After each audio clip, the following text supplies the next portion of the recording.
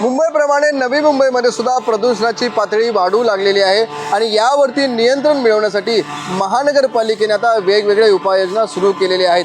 माझ्या मागे तुम्ही पाहताय की ही स्प्रिंकलर मशीन आहे आणि या स्प्रिंकलर मशीनच्या माध्यमातून हवेमध्ये पूर्णपणे आहे ते फवारणी केली जात आहे आणि हवेमध्ये जे काही धुळीकण साचलेले आहेत ते संपूर्णपणे धुळीचे कण आहेत ते खाली पाडायचं आहे ते काम केलं जात आहे।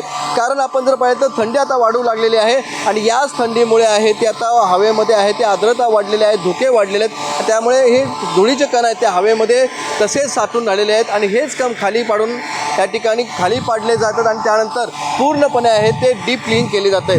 आपण जी मशीन पाहतात ज्या प्रमाणामध्ये हवेमध्ये ही फवारणी करते तसेच झाडावरती सुद्धा पूर्णपणे ही पाण्याची फवारणी आहे ती केली जाते।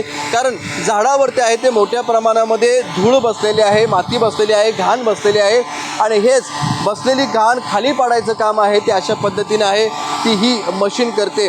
आपण जर पाहिलं ही ज्या पद्धतीने ही मशीन आहे अशाच 5 मशीन आहेत ते नवी मुंबईतल्या वेगवेगळ्या भागामध्ये आहेत ते कार्यरत आहेत आणि त्या मशीनच्या माध्यमातून मुख्य रस्ते असतील, चौक असतील, नागरी वस्त्या असेल त्या संपूर्ण भागामध्ये आहे ते डीप क्लिनिंग करायचं काम आहे ते महानगरपालिका करते।